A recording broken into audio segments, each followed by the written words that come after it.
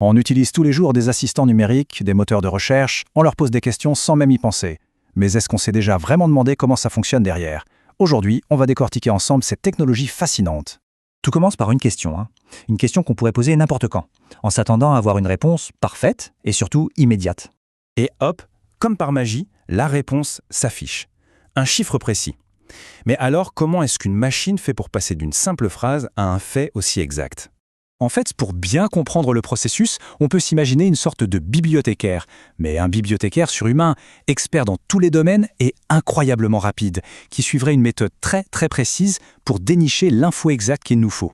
Bon, il faut savoir qu'au début, les premières tentatives, c'était assez basique. Ça se basait juste sur des mots-clés, ce qui donnait souvent des erreurs. Aujourd'hui, évidemment, les systèmes sont bien plus sophistiqués. Ok, alors plongeons dans le vif du sujet. Comment ça marche concrètement? La toute première étape, et c'est vraiment la plus cruciale pour notre bibliothécaire, c'est de comprendre en profondeur ce qu'on lui demande. Le cheminement complet, de la question jusqu'à la réponse, se fait en plusieurs grandes étapes. On commence par l'analyse de la question, puis la recherche d'infos, et enfin la sélection de la bonne réponse. C'est un vrai parcours. La première chose que fait le système, c'est de deviner le type de réponse qu'il doit chercher.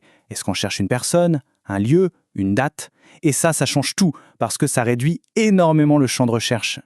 On peut donc classer ces types de réponses en quelques grandes catégories, un lieu, une personne, un nombre ou une description par exemple. C'est vraiment le premier grand tri. Alors par exemple, pour une question comme « Qui a fondé Virgin Airlines ?» Eh bien le système va tout de suite comprendre que la réponse attendue est une personne et il va isoler les mots importants pour sa recherche.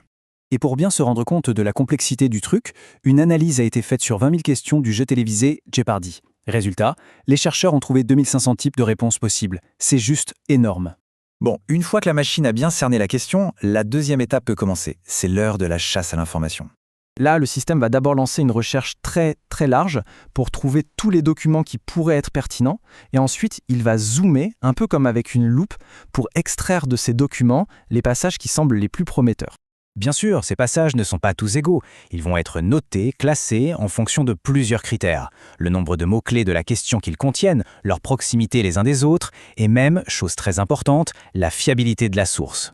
Et c'est là que ça devient vraiment fascinant. À partir de cette petite liste de paragraphes bien classés, le système doit maintenant mettre le doigt sur la bonne réponse, la réponse exacte. Et c'est plus compliqué que ça en a l'air. Pourquoi? Parce qu'une seule et même phrase peut contenir, plusieurs réponses potentielles. Prenons cet exemple. On demande qui était le deuxième fils de la reine Victoria. Le système pourrait trouver cette phrase. Elle contient plein de noms. Marie Alexandrovna, Alexandre II, Alfred, Albert. Alors, comment la machine peut-elle savoir que la bonne réponse est Alfred? Eh bien, c'est là que toute la magie du machine learning entre en jeu. Le système a été entraîné sur des millions d'exemples pour apprendre à repérer des indices très subtils. La structure de la phrase, la distance entre les mots-clés, tout ça l'aide à faire le bon choix.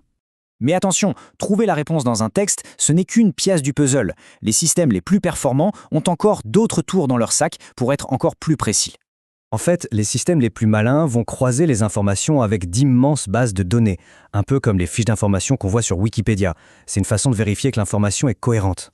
Ça passe notamment par ce qu'on appelle la logique temporelle. C'est simple, si on pose une question sur un événement qui s'est passé en 1594, le système va automatiquement éliminer toutes les personnes qui n'étaient même pas encore nées à cette époque.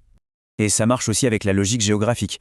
Le système sait très bien qu'une réponse valide à la question « citer une ville asiatique » ne peut pas être une ville située sur un autre continent. Logique.